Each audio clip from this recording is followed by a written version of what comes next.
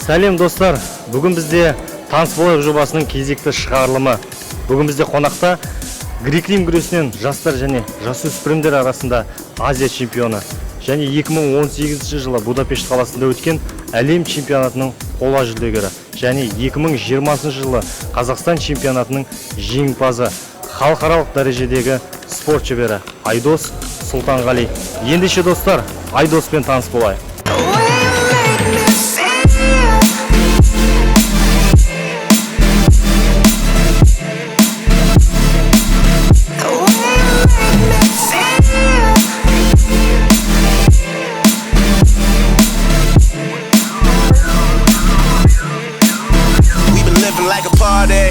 Айдос, қош көрдік. Біріншіден алғашқы сұрақ, осы грек-рим спортына неше жастан бастап келдің және қазіргі уақытта қанша жыл болды осы спорт түрімен айналысып жүргеніңе? Мен бұл спортқа 2006 жылы, яғни 2-ші класс оқитын кезім. Сол кезде екі дос балам бар тұғын, Бағдат, Ислам деген. Сол екісі осы күреске қатысып, мен тартқан шеш досым күреске қатысайық деп. Ол кезде негізі өзім бұл спортқа келмей тұрып, әкем каратеге берем деген тұғын. Сонымен сол каратеге апарған күтіп жүрген тұғым әкем. Сонымен достарым ертелік келді, сонымен достарыммен ілесіп кеттім. Залға келдім, ең бірінші осында Райымбек Хабидин деген ағайым басынан сипалап осы залға кіргізді. Содан бері міне қазір 2006-тан бері қанша жыл? Сол 14 жыл ма? 14 жылдан бері осы күрестен атын осы салада келе жатыр. Бірден мынандай сұраққа көшейік. Кеше жақында ғана 2020-да Қазақстан чемпионаты өтті. Грек-рим күресінен өзіңнің әлеуметтік желілерде бір ролигің кеңінен тарап кетті. Осы туралы, қарсыласың туралы, жалпы осы 2020 жылы өткен Қазақстан Республикасының чемпионаты туралы айта өтсең, қандай соперник қарсылас мықты болды, қиын болды? Карантиннен кейінгі ең бірінші жарыс осы болды. Білмеймін, күрес шамалы сағыңқырап, бір жақсы бір настроймен шықты Қазақстан чемпионатына.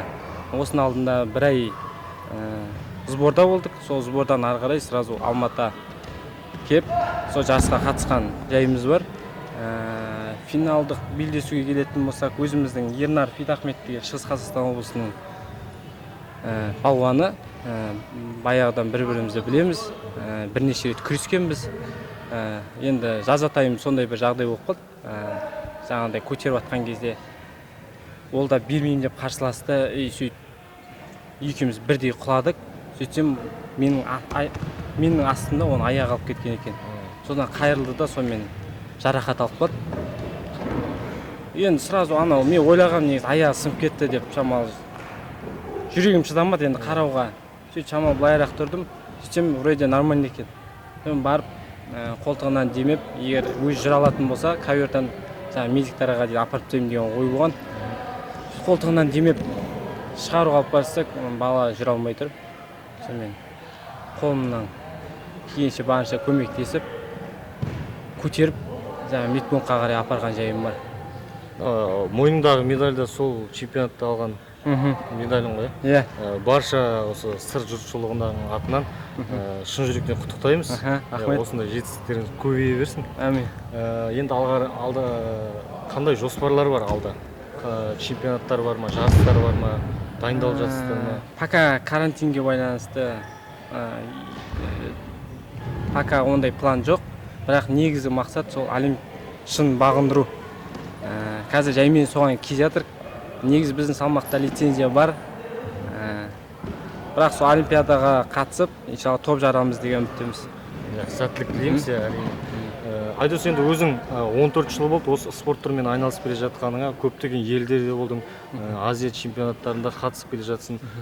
Басыңнан өткен қандай қызықты оқиғалар болды? Жарыс кезінде, осы кілемнің үстінде болсын, еске түсірген біреуін айтып берсең.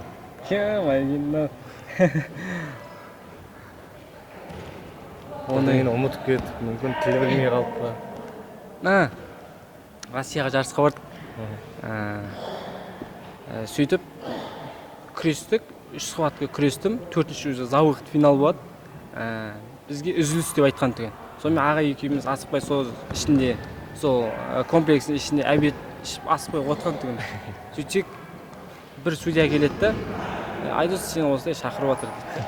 Сосын мен айтамын, тамақ жеп отыр, жаңа тәттің бар, шайың бар.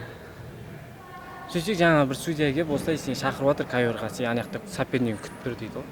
Сосын біздер ойладық енді ойнап айтып жатқан шығар деп жаңа күліп, ағай деп қабылдаған тұғынбыз. Сөйтсек действительно шақырып отыр екен.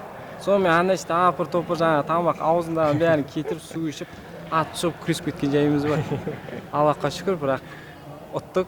Жеңіп қайттан келіп тамағын ішіп одан кейін действительно үзіліс болды одан кейін. Жақсы, енді осы Айдостың осы әлем бойынша осы грек-рим күресінен топ үздік 5 спортшысы. Ең бірінші Шамил Серіков деген кісіміз бар біздің, марқұм болып кеткен.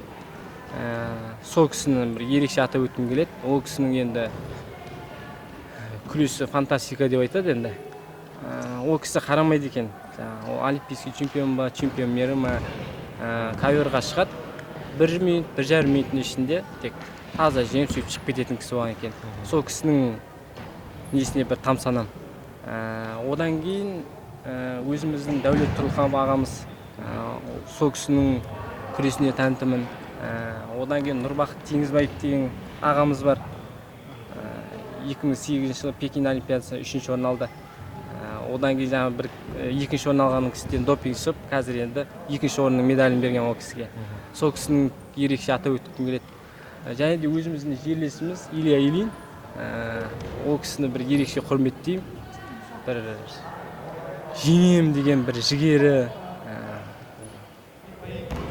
жаңа помостқа штанга көтеруге шыққандағы өзін ұстай білгені барлығы ұнайды. Сол кісіні бір атап өткім келеді. Әлем бойынша, дүниежүзінде әлем бойынша жоқ, біздің қазақтар жарайды. Қазақта өзімізде де батырлар жетеді. Жақсы, тамаша.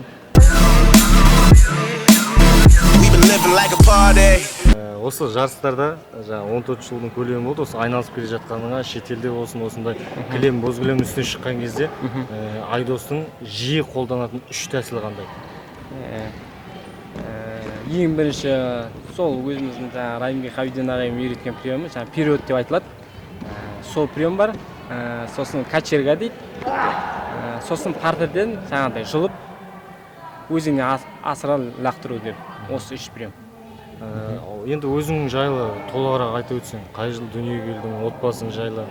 Мен Қызылорда облысында 1996 жылы 7 ақпанда дүниеге келдім. Әке шешем, 3 сестрам бар. Ең кішісі мен, жалғыз ол семьяда. 7 жаста осы Қабиден ағайым Петропавл облысына спорт школаға жіберген жайы. Сосын сол жақты бітіріп, осы Қызылорда Қорқыт Ата атындағы университетті бітіріп, қазір осылай тренировка жасап жатқан жайымыз бар. Мен алдында 3 тәтем бар. Алланың қалауымен осы биыл отбасы құрдым. Әмин. Болашақта балалы болған кезде ұлдарың, қыздарың спортқа барам десең, қарсы боласың ба, қарсы болмайсың ба? Қыздарым спортқа барам десе қарсы болам, ал ер адам болса жоқ, жіберем, қалауын. Спорт школ болсын, қай жаққа. Спорт школда негізі біраз тәлім тәрбие алдық, өте жақсы жер. Егер балаң сояқтан аман есен оқып шығатын болса, ол кез келген жерде өзін алып шығады деген ойдамын. Сол үшін спорт школ болсын, қайда баланы ешқандай ұстамайым, тек жіберем.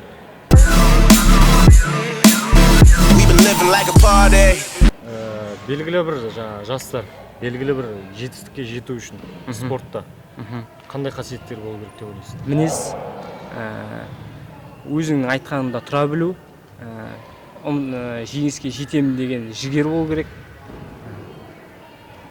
Сол ең бірінші мінез деп ойлаймын.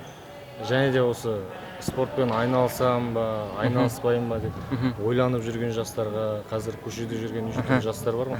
Сондай жастарға қандай ақыл кеңес айтасың?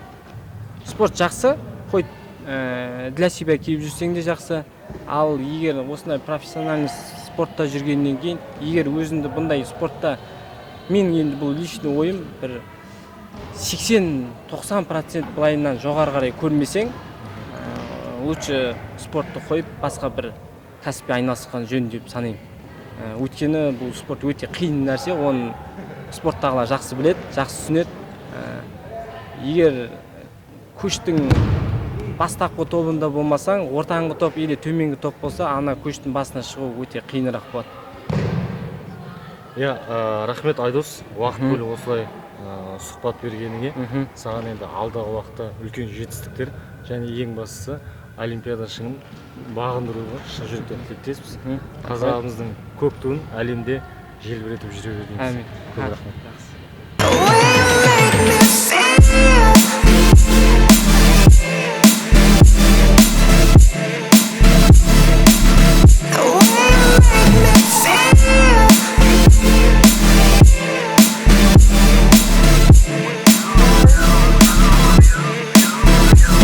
Like a party.